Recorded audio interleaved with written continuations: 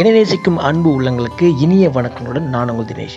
இன்னைக்கு February 14 உலக காதலர்கள் தினம், அதாவது ஆங்கிலத்தில் வேலண்டைன் டேன்னு சொல்லுவாங்க.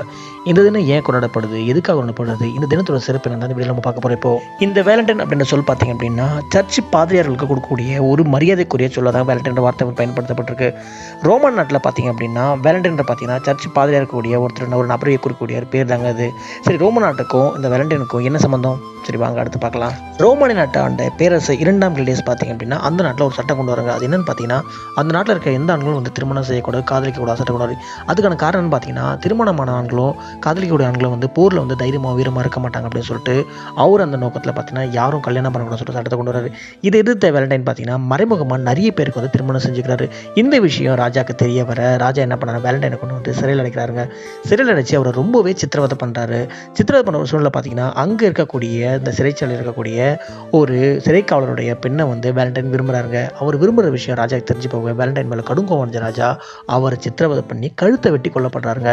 ஸோ இந்த விஷயனால இந்த நாள் அவருடைய இந்த நினைவு நாள் தான் பார்த்தீங்க அப்படின்னா வேலண்டைன் டேன்னு சொல்லி கொண்டாடப்படுறாங்க. அதெல்லாம் பார்த்தீங்கன்னா வேலண்டைன் தன்னோட காதலிக்கு பார்த்தீங்கன்னா அட்டையில் ஒரு கடிதம் அனுப்புகிறாருங்க. ஸோ அதுதான் முதல்ல காதலிக்காக கொடுக்கப்பட்ட கிரீட்டிங்ஸ் கார்டுங்க. ஸோ அதை பேஸ் பண்ணி தான் இன்ன வரையும் பார்த்தீங்கன்னா காதலர்கள் அவங்க காதலிக்கு கிரீட்டிங் கார்டு கொடுக்கும். இந்த காதல் தினம் பார்த்தீங்க அப்படின்னா மேற்கத்திய நாடுகள் தான் முதல்ல கொண்டாடப்பட்டிருக்கு. ஸோ நாளோடையில் மக்கள் நாகரிகம் வளர மற்ற நாடுகளையும் பார்த்தீங்கன்னா காதல் தினங்கள் பரவ அந்த நாட்டில் அவங்க விருப்பத்துக்கு ஏற்ற மாதிரி காதல் தினத்தை கொண்டாட ஆரம்பிச்சிட்டாங்க.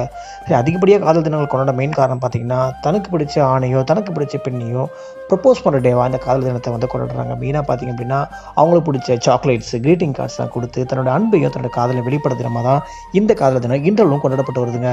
காதல்ன்ற உணர்வு பார்த்தீங்கன்னா வெறும் மனிதர்களுக்கு மட்டும் தொடர்புடைய கிடையாதுங்க. காதல்ன்ற உணர்வு பார்த்தீங்கன்னா பறவைகள், விலங்குகள் எல்லாமே தன்னோட அன்பு வெளிப்படுத்தி தான் அந்த வாழ்க்கையை இணையாக சேர்ந்து வாழுதுங்க.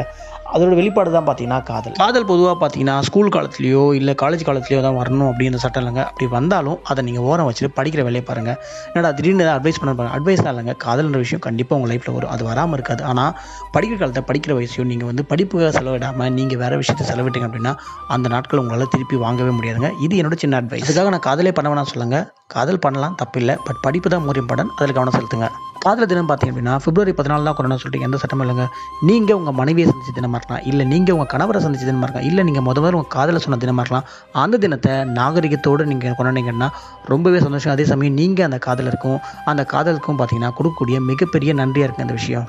எனக்கு தெரிஞ்ச என்னோட அனுபவத்தில் எனக்கு தெரிஞ்ச விஷயத்தில் காதல் தினத்தை பற்றி நான் உங்களுக்கு பகிர்ந்துருக்கேன்னு நினைக்கிறேன். இது எப்படி உங்களுக்கு பிடிச்சிருந்தா மறக்காமல் சப்ஸ்கிரைப் பண்ணுங்கள், கமெண்ட் பண்ணுங்கள், உங்கள் ஃப்ரெண்ட்ஸுகளுக்கும் ஷேர் பண்ணுங்கள். தேங்க்யூ ஸோ மச் ஃபார் வாட்சிங் திஸ் வீடியோ.